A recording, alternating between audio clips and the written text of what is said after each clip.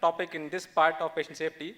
So first thing, what is patient engagement? I just want to highlight this. Nothing about me without me. So if this is clear, I think most of the discussion that happened would have come down.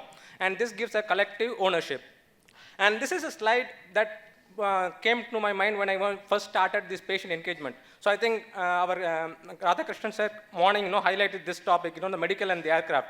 So thanks to my organization for sending me for the flight first time. So this is where I learned, about safety of passenger and patient engagement. In a flight, even though the accident rate is very less, but you're given an instruction of what to do. But even in a hospital, if the accident rate is going to be very high, there is no information given to the patient or none of the patient is engaged.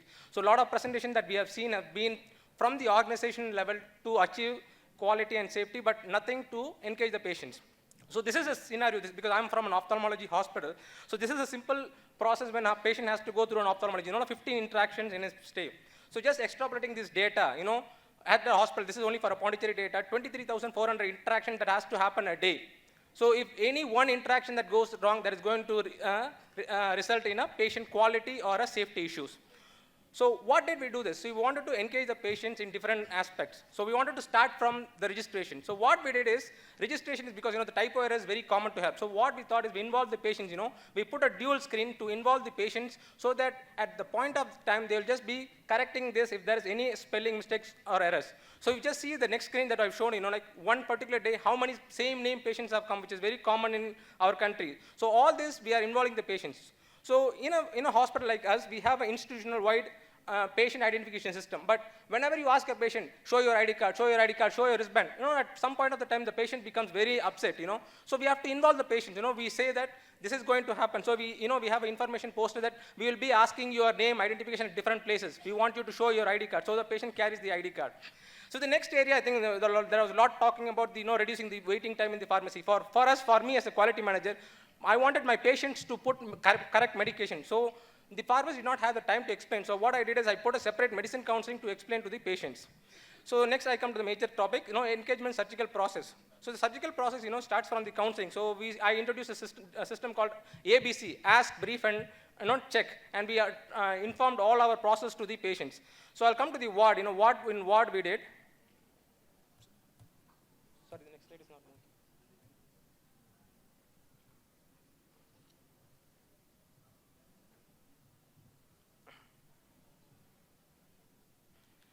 Yeah. So what I thought is, one of the important people in the hospital we always miss is the attendants.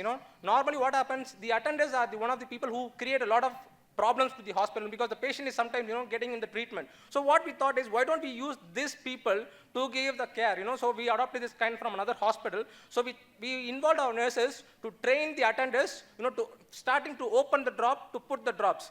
This in a way also saved time for us. And next is the post-operative instructions. Lot of time that we waste time, going to explain to the patient about the post-op instruction. So we thought, because for ophthalmology, the post-op instruction is for majority is cataract. So it's very simple. So what we thought is, we'll put a separate audio counseling thing that we involve the patient. So we brought all the patients together and we named it Coffee with Instructions.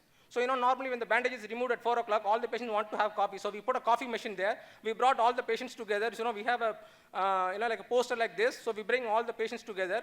And the important thing, we use the patients who have been already operated. Because in ophthalmology, one advantage we have is patients have two eyes. One eye being operated. So those patients got involved to, counsel the other patients who are for their first-time post-operative care.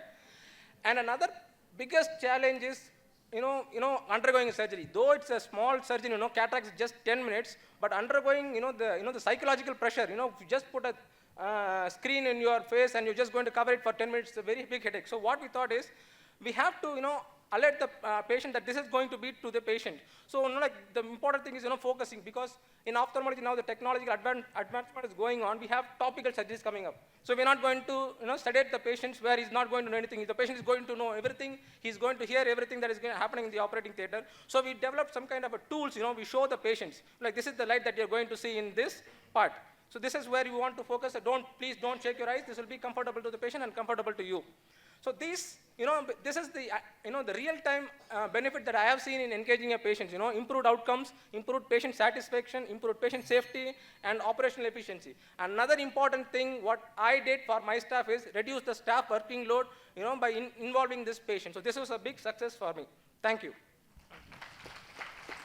Thank you. That was a nice presentation. Did you get a feedback from the patients? Yeah, so sorry, I did not put much of a presentation because I wanted to show some kind of initiative that I did. So in one of these presentations, one of the counseling method, we used one-to-one counseling, which was the old traditional method, and a group counseling method. So we gave a patient experience questionnaire to a patient to see which was the best method. It was really surprising, the patients felt more comfortable in asking question in a group. I don't know, because when I one-to-one, the nurse is very busy going to another patient. So they spend a lot of time in asking questions, and a question of one patient was an answer for the question of another patient. So we did a study, but I didn't actually put it into this. Yeah, if you would have added a feedback from the patients, it would have added thank you. Thank you. Any questions from the floor? Thank you for a good presentation, sir. I have one question.